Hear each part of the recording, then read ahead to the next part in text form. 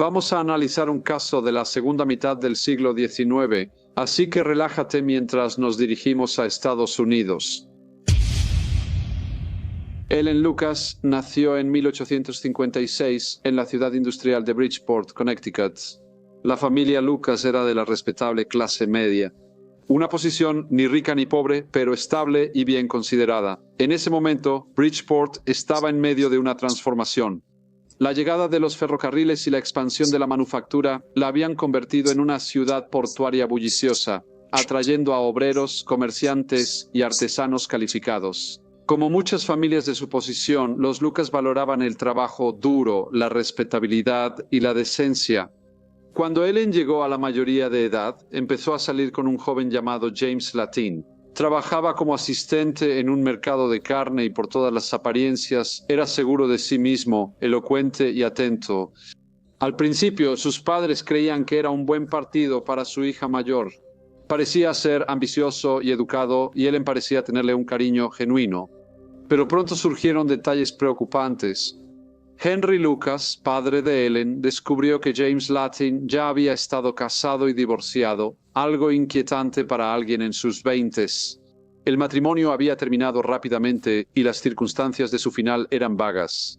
Aunque el señor Latin no ocultó esa parte de su pasado, tampoco la mencionó voluntariamente. Cuando el señor Lucas empezó a investigar más a fondo a James Latin, escuchó rumores sobre su mal comportamiento y su reputación generalmente desagradable. Mientras más escuchaba el señor Lucas, más se preocupaba y se preguntaba qué ocultaba el prometido de su hija bajo su encanto.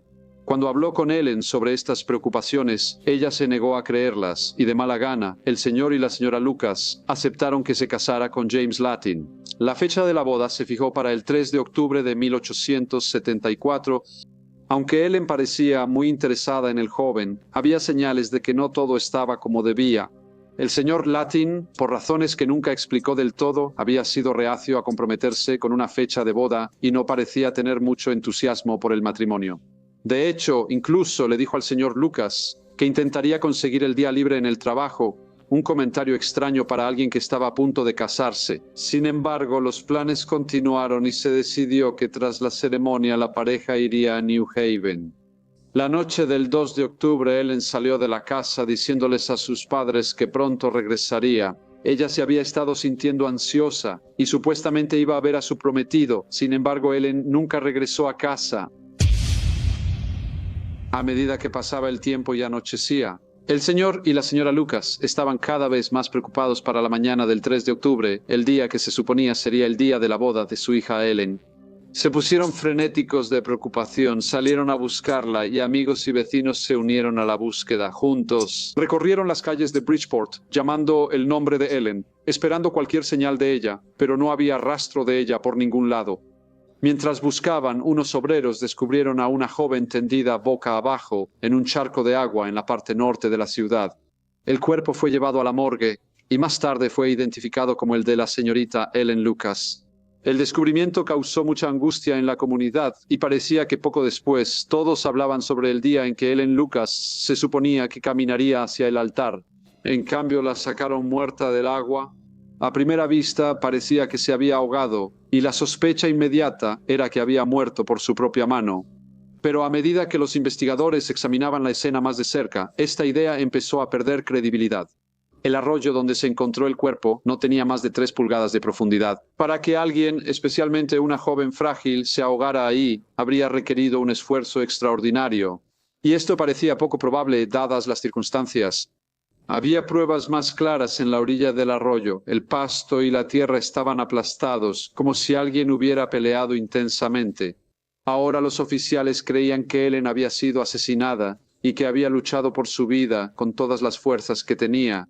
Las señales de una lucha violenta hacían imposible pensar que Ellen se lo hizo a sí misma. Un examen médico reveló otro hecho impactante. Ellen tenía varios meses de embarazo. Si su familia sabía de esto era incierto, pero parecía probable en las semanas previas a su desaparición. Su padre, Enrique Lucas, insistía en confirmar la fecha de la boda, lo que sugería que sospechaba sobre la condición de Ellen. Tras la revelación, la atención se centró en el prometido de Ellen, Jaime Latin. Los oficiales lo entrevistaron, pero negó haber estado cerca del arroyo la noche que Ellen desapareció. Sin embargo, los testigos pronto contradijeron esta versión. Varias personas informaron haberlo visto la tarde del 2 de octubre, cerca del lugar donde más tarde se encontró el cuerpo de Ellen, mientras la policía continuaba investigando. Una testigo se presentó y dijo que la noche de la muerte de Ellen Lucas había visto a Ellen parada en la carretera con James Latin. La testigo dijo que escuchó a Ellen decir: «Vas a estar ahí, ¿verdad?». El señor Latin respondió de mala gana que sí lo haría. La testigo continuó diciendo que Ellen luego agregó algo como: «Si no estás ahí, sabes cuáles serán las consecuencias». Después de esto, el señor James Latin fue arrestado por el oficial Eastman, y cuando le dijeron que lo llevarían a la estación de policía para interrogarlo, respondió que ya esperaba una visita de la policía. Durante el interrogatorio, James Latin intentó proporcionar una coartada. Dijo que esa noche había estado a bordo de una goleta que había estado anclada en el río y que era capitaneada por su primo. Sin embargo, al pedirle confirmación, el primo dijo a los oficiales que James Latin sí había subido a bordo. Era tan tarde que él ya se había ido a la cama y no lo vio. Los oficiales entonces hablaron con otros miembros de la tripulación, quienes dijeron que el señor Latin no había subido a bordo hasta muy tarde esa noche. Esto solo llevó a los oficiales a pensar que el señor Latin pudo ser responsable de la muerte de la señorita Ellen Lucas y que fue a la goleta para crear una coartada. Se realizó una autopsia y se reunió a un jurado de investigación para tratar de averiguar cómo había muerto la señorita Ellen Lucas. La autopsia no logró determinar la causa exacta de la muerte y el cuerpo fue entregado para su entierro poco después. Sin embargo, surgieron nuevas pruebas cuando las autoridades descubrieron que el señor Latin había comprado un cuchillo grande y una botella de bromuro en una tienda local. Los oficiales fueron a la carnicería donde él trabajaba y hallaron los objetos ocultos en una capa vieja. Después de esto, se realizó una búsqueda en el lugar donde vivía y los oficiales encontraron venenos escondidos en un zapato viejo. Investigaciones adicionales revelaron que el señor Latin había comprado estos venenos en una farmacia de Bridgeport el 29 de septiembre, solo unos días antes de la muerte de Ellen. Esto llevó a la sospecha de que pudo haber sido envenenada. Su cuerpo fue exhumado y se realizó un análisis químico más exhaustivo de su estómago y cerebro. Mientras seguía la investigación, aunque no había pruebas claras sobre cómo murió Ellen, las evidencias circunstanciales aumentaban. Las compras sospechosas del señor Latin y los testigos que declararon haberlo visto cerca del lugar donde se encontró el cuerpo de Ellen Lucas hicieron que la opinión pública comenzara a volverse en su contra. Muchos creían que era culpable tanto de traición como de asesinato. El jurado de la investigación concluyó que Ellen Lucas había muerto como resultado de la violencia a manos de James Latin, y ahora él sería juzgado por asesinato. El juicio de James Latin inició el 24 de febrero de 1875 ante los jueces Sanford y Bordesley. La sala del tribunal estaba llena y se citaron muchos testigos para la fiscalía y la defensa. Ya se había seleccionado un jurado y estaba sentado cuando el juicio estaba a punto de comenzar, pero en un giro extraño. El señor M. W. Seymour, abogado defensor, informó al tribunal que su cliente prefería que los jueces, y no un jurado de 12 personas, determinaran su culpabilidad o inocencia. La decisión tomó por sorpresa al fiscal estatal James Olmsted, quien se opuso a cambiar el curso del juicio, tan avanzado el proceso, especialmente tras acordar un juicio con jurado en el día de asignación. Sin embargo, ambas partes finalmente acordaron proceder bajo el nuevo acuerdo. El caso ya había atraído considerable atención pública. Para mantener el orden, los jueces permitieron solo los espectadores que cupieran en la sala del tribunal. También colocaron oficiales de policía en la entrada del juzgado y en los pasillos del edificio para evitar el hacinamiento y asegurarse de que las áreas públicas permanecieran despejadas. La emoción entre el público era intensa y la prensa siguió el proceso de cerca, informando en detalle sobre los acontecimientos de cada día. La primera persona en testificar fue Clarissa Lucas, la hermana del fallecido, mientras ella hablaba. Caía una fuerte nevada afuera del edificio, pero esto no parecía disuadir a la gran multitud que se había reunido, ansiosa por escuchar noticias del juicio. Clarissa describió una ocasión en la que acompañó a su hermana y a James Latin al lugar conocido como Hemlock Grove, donde supuestamente ocurrió el asesinato. Ella dijo que el señor Latin estaba abatido y menos conversador ese día. Ella le dijo al tribunal que esto sucedió solo unos días antes de la muerte de su hermana. El jefe de policía de Bridgeport, el señor Marsh, testificó a continuación. Habló de un cuello de papel que el señor Latin usó la noche de la muerte de Ellen Lucas y cómo uno igual apareció después cerca de la escena del crimen. Aunque no era el único que usaba ese cuello, la coincidencia, según Marsh, era muy reveladora. Un joven que vivía en la misma casa que James Latin y dormía en la habitación junto a la suya, dijo que el 2 de octubre de 1874, James había regresado muy tarde y parecía muy satisfecho consigo mismo. Dijo que al preguntarle por qué estaba tan feliz, James respondió que tuvo una muy buena noche. Otro testigo, Frederick Beach, declaró que habló con el señor Latin después de que Ellen Lucas fuera hallada muerta. Dijo que le preguntó si había escuchado lo sucedido y mirando a... Los jueces dijeron que el señor Latin no mostró sorpresa al enterarse de su muerte. El señor Beach añadió que, en lugar de mostrar signos de conmoción y dolor, le dijo que no había estado en la zona la noche anterior. Una respuesta que al señor Beach le pareció muy extraña. La siguiente persona en tomar el estrado fue el señor Jorge Pratt, un vendedor de cuellos de papel y que ahora también era miembro de la fuerza policial. Él testificó en dos capacidades, primero como experto en la fabricación de cuellos de papel y segundo como oficial de policía en su papel de experto. Examinó todo el cuello encontrado en la habitación del señor Latin y le dijo al tribunal que pudo emparejarlo con el otro, descubierto en la orilla del arroyo, muy cerca del lugar donde se encontró el cuerpo. El señor Pratt declaró al tribunal que, como oficial de policía, oyó al señor Latin admitir bajo custodia que mintió sobre su paradero. La noche en que murió la señorita Lucas, dijo que esta omisión no se la hizo directamente a un oficial de policía, sino a otro prisionero llamado Juan Sheehan. El oficial Pratt declaró que la conversación entre los dos hombres era claramente audible.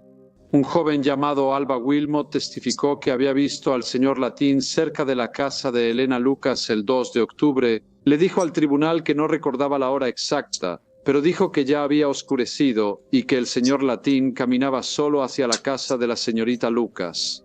La fiscalía había citado a 25 testigos adicionales y a medida que cada uno daba su testimonio, a pesar del clima, el juicio seguía atrayendo gran atención pública. La señorita Mattie Smith declaró que en mayo de 1874 el señor Latin le confesó que salía con otra joven y ya no deseaba estar con la señorita Ellen Lucas, a quien había prometido matrimonio. La señorita Mattie Smith afirmó que él le aclaró que, aunque seguía con la señorita Ellen Lucas, deseaba casarse con la otra joven. Según Mattie Smith, el señor Latin luego le pidió si podía darle algún medicamento para inducir un aborto espontáneo. Ella le dijo al tribunal que rechazó su solicitud y dejó en claro que no le proporcionaría nada de ese tipo. Al iniciar la segunda semana del juicio, varios testigos médicos y forenses testificaron. El doctor Abenetti declaró que, en su opinión, las heridas encontradas en la frente de la joven no eran lo suficientemente graves por sí solas como para haber causado su muerte. El doctor Hubbard también testificó. Declaró al tribunal que examinó los órganos de la fallecida, pero no halló nada que explicara claramente la causa de la muerte. Dijo que la marca o hendidura en su frente pudo haber sido resultado de una presión prolongada en lugar de un golpe directo. El profesor Wheeler, quien realizó un análisis químico del estómago de Ellen Lucas, testificó que no encontró ningún veneno presente, pero sí identificó una pequeña cantidad de grava que, en su opinión, probablemente había sido ingerida mientras la sostenían bajo el agua. El profesor también confirmó que había analizado la sustancia que se encontró en la habitación del señor Latin y que era estricnina pura. Antes de que los jueces consideraran el veredicto, el fiscal del Estado, el señor James Olmsted, pronunció un discurso metódico y persuasivo, guiando al tribunal a través de la intrincada red de pruebas que había llevado a la acusación de asesinato contra James Latin. El señor Olmsted comenzó planteando la pregunta fundamental: ¿Ellen Lucas murió por violencia o por su propia mano? La evidencia, argumentó, apuntaba de manera inconfundible a un asesinato. Dijo que, aunque el cuerpo había sido examinado inicialmente sin hallazgos concluyentes, una segunda autopsia había confirmado que todos los órganos de la joven estaban sanos en el momento de su muerte. Luego pasó al tema del ahogamiento. ¿Podría la señorita Lucas haberse quitado la vida en agua de solo 3 pulgadas de profundidad? Descartó esta idea con un análisis sereno y metódico. Afirmó que la grava en el estómago de la señorita Lucas coincidía con la del arroyo y las plantas. La materia encontrada dentro de ella también sugería que la había inhalado mientras estaba viva y luchando por respirar. Insistió en que ella no simplemente se había caído, sino que la habían sujetado a la fuerza con el rostro hacia abajo. El señor Olmsted señaló la evidencia física de restricción: moretones en las muñecas de la víctima, una cofia aplastada con impresiones de dedos, cuello rasgado, una corbata y fragmentos de chal en arbustos cercanos, lo que sugería una lucha. Recordó al tribunal que la joven se vistió con cuidado, salió de casa a las 7 en punto y fue a encontrarse con alguien como acordaron. Y esa persona, recalcó, era James Latin. El señor Olmsted dijo que el motivo era claro. El señor Latin salió con la señorita Ellen Lucas y le prometió matrimonio. Ella estaba embarazada de su hijo y esa noche iban a arreglar los detalles de su boda. Pero el señor Latin se había enredado con otra joven y quería escapar de sus obligaciones con la señorita Lucas. El abogado también reconstruyó cuidadosamente los movimientos del señor Latin. Mencionó que testigos declararon ante el tribunal haberlo visto con la señorita Lucas poco después de que ella saliera de su casa. Y más tarde fue visto solo comportándose. Curiosamente, la ropa que usó esa noche fue recuperada de su baúl y seguía húmeda. Y el análisis del laboratorio había confirmado que el agua en ellas coincidía con el contenido de sal del arroyo de Marea, donde se encontró el cuerpo de Ellen. La corbata rota y el cuello descubiertos eran del señor Latin, y también hallaron una fibra del chal de Ellen en su sombrero. El señor Olmsted admitió que estos eran indicios delicados, pero juntos formaban una cadena fuerte e inquebrantable. Ninguna pieza, dijo, estaba sola, pero en combinación pintaban un cuadro claro de lo que había sucedido. El señor James Latin había asesinado a la señorita Ellen Lucas, con quien iba a casarse y quien estaba esperando un hijo suyo. El señor M. Balby-Seymour, el abogado defensor, desestimó la versión de los hechos presentada por la Fiscalía y recordó a los tribunales que no se encontró ninguna sustancia venenosa en el cuerpo de la señorita Lucas. La muerte fue por ahogamiento.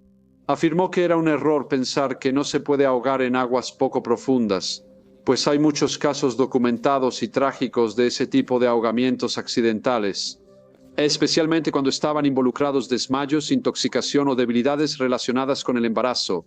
Los moretones y las prendas rasgadas, aunque sugerentes, no eran prueba exclusiva de agresión y podían indicar igualmente una caída, pánico o intentos de salvarse a sí misma.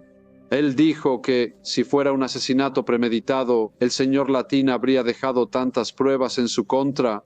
Las fibras, el cuello, los pantalones mojados. Estas no eran acciones de alguien ocultando un crimen, sino de alguien atrapado en mala suerte circunstancial. Enfatizó que la sospecha no implica culpabilidad, ni la causa es prueba.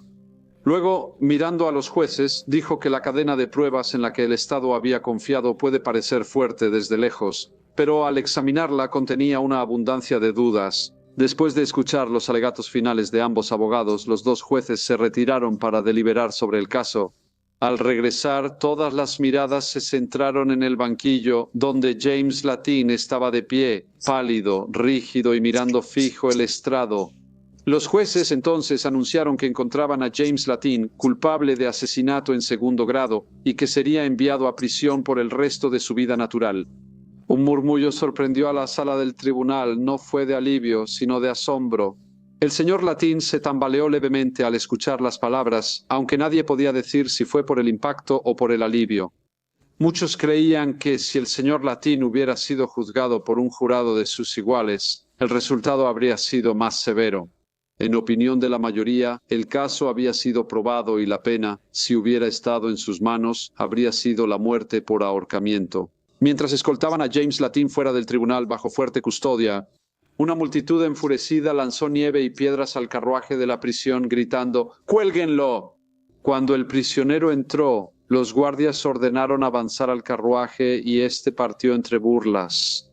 James Latin pasó 6 años en prisión, donde finalmente murió de tuberculosis. Falleció en 1881 sin confesar el crimen. Hola a todos y muchas gracias por escuchar. Como siempre, por favor, dejen cualquier comentario o retroalimentación que tengan y espero verlos a todos de nuevo en el próximo Briefcase.